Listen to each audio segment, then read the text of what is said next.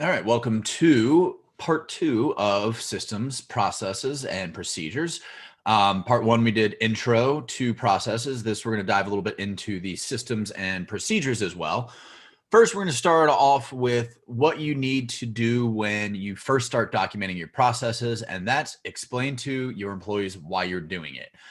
If this is brand new, they may get a little paranoid or nervous or suspicious that you're going to replace them. You want to make sure that they are fully aware that this is not your intention. You're not trying to get rid of them or replace them. You're just trying to make their job a little bit easier. So like we said in part one, you need to think about what's in it for them. So that's how you need to approach this is what are you doing to make their lives better, whether it's making their jobs easier, they can make more money, et cetera, et cetera. The communication and transparency is critical.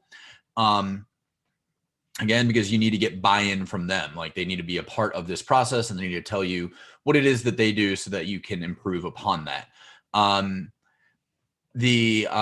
Again, their incentives to get that buy-in, you want to consider their advice. Everybody likes it when people heed their own, heed advice. So give them credit, especially if, they're the type who enjoys to get that public credit. Let them know that, hey, so-and-so did this.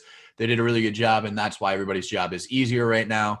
And you also, on the flip side, want to kind of protect them because you don't want it to come back to bite them and have everybody hate them, to say, oh, so-and-so said this has been a problem. Now we're all inconvenienced because we have to fix it. So give them praise where they should, publicly praise them. And if they are fixing things, but it's an inconvenience or something that's going to be unpopular, everybody make sure that you're not blaming them for making something better. The difference between process, procedures, and systems. Process is about being effective, and systems is about improving efficiency. So that's the main difference right there, where you want the process is going to make you more effective at what you do, and systems are going to make you more efficient at what you do. And then the difference, between processes and procedures. Processes are what you do. Procedures are how you do them. So if you think about the process of posting to social media, is I create content, I give it to my marketing person, they post it online, and we get feedback. The procedures are log into, well, first it's like that icebreaker where you have to explain how to tie a shoe, and somebody has to follow the rules specifically. It's open up your browser, go to this website, here's your credentials, go here, click there, et cetera, et cetera. It's the more the in-depth parts of a process, when a process is just a little bit higher up. Going back to processes and systems, between being effective and being efficient. If you have to choose between the two, you want to stick with processes. Processes are generally cheaper to implement and change. Systems cost money. They can add different types of complications and all sorts of other things. So if you have to choose between being effective or being efficient, go with effective. But now that you know what your processes are, you may need to find tools to improve or replace those processes altogether, which is where we get into systems. So you're at a certain point in your business and you need to grow. That's great, but you can only do so if you have certain technology to do that. Right now, you're doing everything manually and it works, but if you want to go to the next level, you are going to have to implement some systems in order to make yourself more efficient, because you won't be able to do whatever you're doing manually. You won't be able to do that in the future. So the system isn't a process, but there are processes happening within that system. And not always is technology going to be a great thing, because they might not be best suited for your business. So you're going to need to make a decision when you're at that point of whether or not you need to change your business to meet the technology.